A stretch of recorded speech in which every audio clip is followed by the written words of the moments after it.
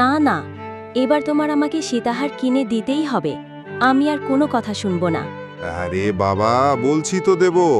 এখন কি আমার হাতে টাকা কড়ি আছে নাকি?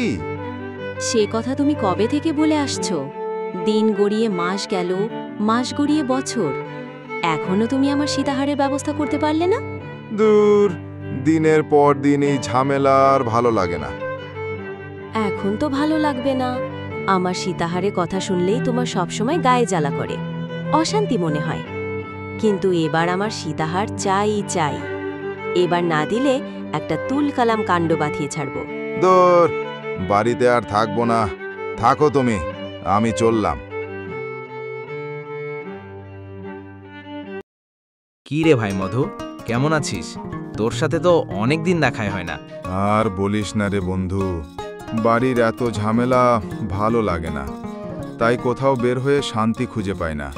কেন রে ভাই, কি হয়েছে আমাকে বল। হ্যাঁ বন্ধু, তোকে তো বলাই যায়। সেই ছোট্টবেলা থেকে আমরা একসাথে বড় হয়েছি। এই গায়ে সুখে দুঃখে তুই তো আমার পাশে ছিলি। কি হয়েছে বন্ধু? তোর কথাবার্তা শুনে মনে হচ্ছে কোনো খারাপ কিছু, বড় কোনো সমস্যা হলো নাকি? বাড়িতে কি সবকিছু ঠিক আছে? আর বলিস না রে বন্ধু, গিন্নির ঝামেলায় তো বাড়িতে থাকতে পারছি না। সেই কবে থেকে শুরু করেছে তার সীতাহার লাগবেই লাগবে। ও, এই ব্যাপার। আচ্ছা, তা বৌদিকে একটু বুঝিয়ে বললেই হয়।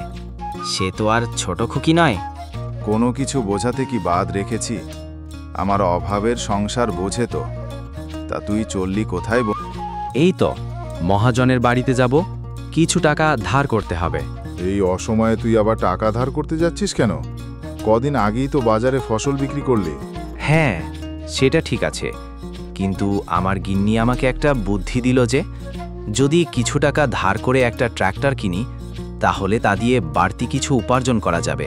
তা বেশ ভালো তো, একটা সুন্দর বুদ্ধি দিয়েছে বৌদি তোকে। হ্যাঁ রে। আচ্ছা বন্ধু, তাহলে আমি চলি এখন। ওদিকে মহাজনের আবার বাজারে যাওয়ার সময় হয়ে যাবে। এখন না গেলে মহাজনকে বাড়িতে পাবো না। হ্যাঁ হ্যাঁ, তাড়াতাড়ি যা তাহলে। গিন্নি, জানিস আজকে সাধুর সাথে দেখা হয়েছিল। ওর বউ আর সাধু বাড়তি ইনকামের জন্য বুদ্ধি করে একটা ট্র্যাক্টর কিনবে বলে ভাবছে। সাধু ঠাকুরপো ট্রাক্টর কিনবে? তা এত টাকা পাবে কোথায়? বললে তো মহাজনের কাছ থেকে ধার করবে। ও মা, মহাজনের কাছ থেকে তো টাকা ধার করার কথা আমার মাথায় আসেনি। মানে কি বলতে চাইছিস গিন্নি?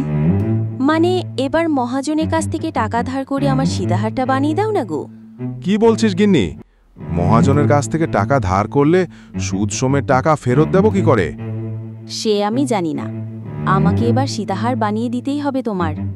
আচ্ছা ঠিক আছে, দেখছি কি করা যায়। ও ভাই মধু, চললি কোথায়? দেখ, এই যে আমার নতুন ট্র্যাক্টর। বাবা, কি সুন্দর হয়েছে। ভালো, বেশ ভালো।